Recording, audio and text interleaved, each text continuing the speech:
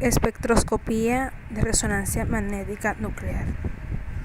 A manera de introducción, podemos decir que la espectroscopía de RMN es un tipo de espectroscopía de absorción como la UV visible y la IR. La espectroscopía de UV visible e IR nos dan información sobre los grupos funcionales que posee la molécula, mientras que la resonancia magnética nuclear nos brinda la información sobre los núcleos individuales que posee la molécula en cuestión. Como puede apreciarse en la imagen, la radiación necesaria para la resonancia magnética nuclear está en la zona menos energética del espectro electromagnético, zona de las radiofrecuencias, cuya energía es la menor, pero su longitud de onda es la mayor. Principios básicos de la espectroscopía RMN.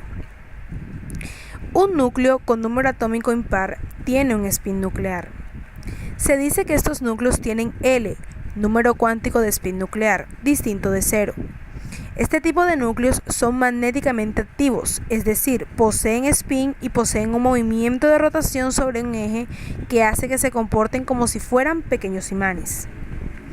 Estos núcleos poseen un momento angular intrínseco, es decir, giran sobre sí mismos, denominado spin nuclear P. Este momento angular está cuantizado. Por otra parte, L es el número cuántico de spin nuclear. Este número cuántico de spin puede tomar valores de 0, 1 medio, 1, 3 medios, 2, entre otros, es decir, números enteros o semienteros que dependen de la estructura de cada núcleo y es característico de este.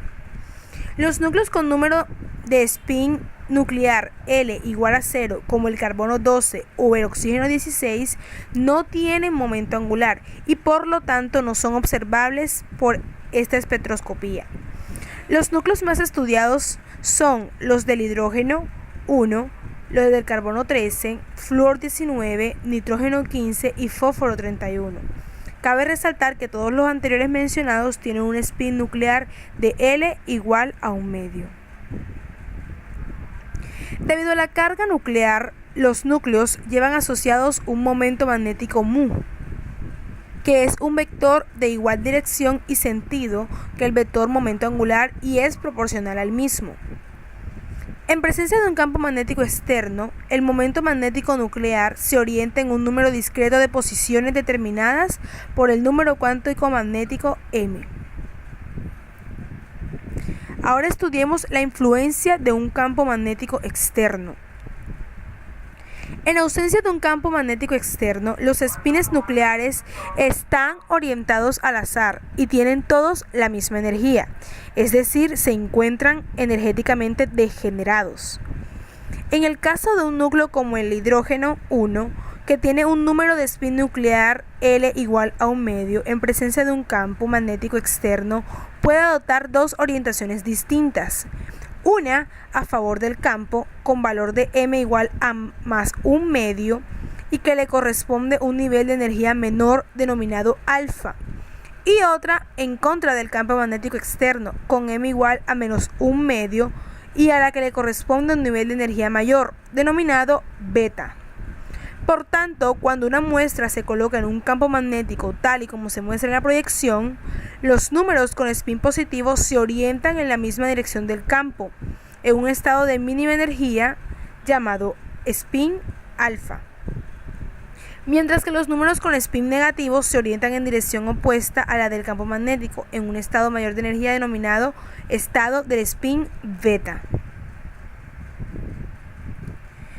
Entre dos niveles cualquiera de energía adyacentes, la diferencia de energía delta de E es igual a, y por tanto la frecuencia de la radiación necesaria para la transición o frecuencia de resonancia vendrá dada por la expresión y se denomina frecuencia de Larmor. Al igual que ocurría en los espectros de UV y de IR, se puede pasar de un estado de menor energía a otro de mayor energía, mediante la absorción de energía electromagnética a una frecuencia apropiada. La frecuencia requerida para pasar del estado alfa al estado beta, que en realidad es simplemente un cambio en la orientación del spin nuclear, se denomina frecuencia de resonancia. La energía necesaria para la transición desde el estado energético alfa al beta depende del campo magnético aplicado. A mayor campo magnético, mayor será la diferencia de energía entre los dos niveles del spin. También depende de otros factores como la constante magnetogírica del núcleo que estamos observando. Principios básicos de la espectroscopía de RMN.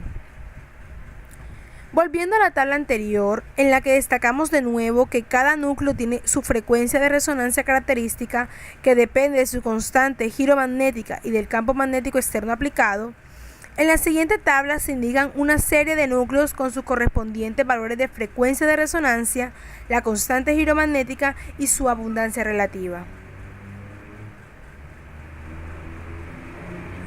El proceso de resonancia. En esta proyección podemos apreciar en qué consiste el proceso de resonancia. Los espines nucleares de protón se orientan en presencia de un campo magnético externo a favor del campo o estado alfa, o en contra o estado beta. La absorción de radiación electromagnética de la zona de radiofrecuencia implica un cambio en la orientación del spin nuclear, que pasa del estado alfa al estado beta. Ahora pasamos a observar o a discutir un poco acerca del espectrómetro de resonancia magnética nuclear. Y hay que tener en cuenta que para la realización de un espectro de RMN existen tres requerimientos esenciales. Uno de ellos es un campo magnético VO homogéneo e intenso que provoque la orientación de los espines nucleares. Una fuente de radiación de radiofrecuencia V1 para excitar los núcleos de la muestra. Y un método para destacar la señal de RMN.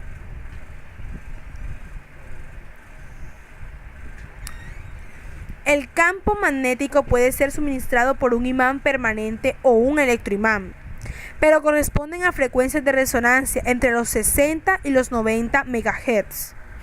Pero para lograr una mayor sensibilidad en la señal es necesario imanes más potentes, y para ello se emplean bobinas superconductoras que corresponden a frecuencias de resonancia que pueden llegar hasta los 850 MHz. Los espectrómetros de resonancia magnética nuclear constan fundamentalmente de las siguientes partes: un imán en forma de solenoide que produce el campo magnético principal VO, que debe ser homogéneo. La muestra se coloca en un pequeño tubo de vidrio cerrado en el hueco del solenoide y rodeándola se encuentra un transmisor de radiofrecuencia que genera un pulso de radiofrecuencia que hace que todos los protones de la muestra se exciten simultáneamente, y el espectro se obtiene analizando la emisión de energía de radiofrecuencia de los espines al volver a su estado de equilibrio. Por tanto, se necesita también un detector y un ordenador que realice la transformada de Fourier. Por su parte, el solenoide es un superconductor, solo a muy bajas temperaturas. Por eso se encuentra rodeado de helio líquido, cuya temperatura alcanza los 4 Kelvin. Para evitar entonces que el helio se evapore rápidamente, está protegido a su vez por nitrógeno líquido, cuya temperatura oscila entre los menos 196 grados centígrados. Aquí podemos observar, por tanto, un esquema de en qué consiste la adquisición de un espectro de resonancia magnética nuclear. Hablemos ahora del avantallamiento nuclear. Los núcleos están rodeados de nubes de electrones que circulan en el campo magnético alrededor del núcleo. Estos electrones, al moverse en sus órbitas, son equivalentes a pequeños circuitos eléctricos que, en presencia de VO, originan pequeños campos magnéticos que se orientan a favor o en contra del campo magnético externo. Dependiendo de la posición relativa del núcleo respecto al campo magnético generado por los electrones, puede ocurrir dos casos. El primero de ellos, en el que el campo magnético total que percibe el núcleo sea inferior al campo magnético externo, cuyo efecto recibe el nombre de efecto diamagnético, en el cual el núcleo se encuentra apantallado. Y el otro caso es en el que el campo que percibe el núcleo sea mayor que VO, es decir, que sea mayor del campo magnético externo. Este efecto recibe el nombre de efecto paramagnético y en él el núcleo se encuentra desapantallado. Bueno, hablemos ahora del desplazamiento químico. Debido a que los aparatos trabajan a campos distintos, los desplazamientos son distintos según el instrumento que se vaya a emplear, y los espectros serían muy difíciles de comparar. Para evitar los inconvenientes antes mencionados, se divide por la frecuencia del aparato en megahertz. De esta forma, se obtiene el mismo valor de frecuencia independientemente del aparato en el que se esté registrando el espectro. Lo que ocurre es que los números así obtenidos son demasiado pequeños y por ello se multiplica por 10 a la 6. A este parámetro se le denomina desplazamiento químico, delta, y se expresa en partes por millón. Normalmente se emplea como referencia tanto para RMN protónico como de RMN para carbono 13. La frecuencia de resonancia de los protones del tetrametilsilano, a la que se le asigna el valor de 0, el tetrametilsilano presenta una serie de ventajas. La primera es que da una señal única, lo que implica o lo que simplifica el espectro. Y también es un líquido volátil que puede ser eliminado fácilmente de la muestra tras realizar la medida. Suele aparecer a frecuencias menor que la mayoría de las señales correspondientes a protones de compuestos orgánicos y pues no interacciona con la muestra. Podemos entonces definir el desplazamiento químico como la diferencia en partes por millón entre las frecuencias del protón observado y las del tetrametilsilano, que se utiliza como referencia interna. Se recogen en esta proyección ejemplos de las distintas frecuencias de resonancia de RMN protónico expresadas en partes por millón a distintos núcleos. A medida que el núcleo está más apantallado, el campo magnético efectivo que percibe es menor y por tanto resuena a menor frecuencia, es decir, aparece a menor desplazamiento químico en el espectro. Como el desplazamiento químico de un protón depende de su entorno, se pueden elaborar una tabla de desplazamientos químicos aproximados para muchos tipos de compuestos. El desplazamiento químico depende, entre otros factores, del grado de sustitución y de la electronegatividad de los sustituyentes. Así, hay diferencias entre protones de grupos alquilo primarios, secundarios o terciarios. Afecta también la electronegatividad del sustituyente al que está unido el protón y la distancia del sustituyente electronegativo. Hay casos muy interesantes como los de los protones aromáticos, vinílicos y aldehídicos, en los que el desplazamiento químico tiene valores anormalmente altos. Podemos observar una tabla que resume todos los desplazamientos químicos de los protones de los grupos funcionales más importantes.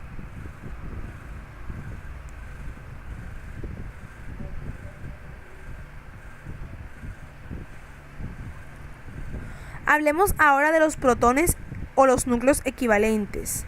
Los protones equivalentes son aquellos que están en el mismo entorno químico y originan una única señal en el espectro de RMN protónico. En este caso, los protones de el metanol originan los tres la misma señal. El protón unido al átomo de oxígeno sale a mayor desplazamiento, como se observa en la figura. Tomemos ahora en cuenta el acoplamiento spin-spin. Cuando se empezaron a emplear campos magnéticos más potentes, se observó que muchas de las señales del espectro de RMN no son individuales o singuletes, sino que se observan también conjuntos de líneas o multipletes. El desdoblamiento de las líneas es debido a las interacciones entre los núcleos que causan un desdoblamiento de los niveles de energía y permiten, por tanto, un mayor número de transiciones. A este fenómeno se le denomina acoplamiento spin-spin. El campo magnético que rodea los núcleos está influido por el resto de los momentos magnéticos de la molécula, como son los de otros núcleos vecinos. Así, un protón debería dar una señal a una frecuencia correspondiente a su desplazamiento. Esta señal puede aparecer desdoblada en varias dependiendo de la orientación magnética de los núcleos vecinos. Ahora, evaluemos dos ejemplos de interpretación de espectros. Tenemos el primer ejemplo. Observamos entonces que el grupo etilo aparece como un triplete con un desplazamiento de 1.2 partes por millón y un cuádruplete a un desplazamiento de 2.6 partes por millón. El desplazamiento de 1.2 partes por millón corresponde al grupo metilo y el cuádruplete al grupo metileno. Los protones aromáticos aparecen como un multiplete próximos a un desplazamiento en 7.2 partes por millón, lo cual nos hace ver que el acoplamiento del grupo etilo es muy frecuente. Por otra parte, tenemos otro ejemplo, el grupo isopropilo. En este ejemplo, los hidrógenos de los grupos metilo tienen un hidrógeno en el átomo de carbono adyacente, por lo que su señal será un doblete. Y aparece como un doblete intenso a desplazamiento químico más bajo. El protón C tiene 6 hidrógenos en el átomo de carbono adyacente, por lo que su señal será un septeto. Y un desplazamiento químico más alto. Esto nos hace ver que el grupo metilo aparece como un singulete a un desplazamiento o con un desplazamiento de 2.1 partes por millón.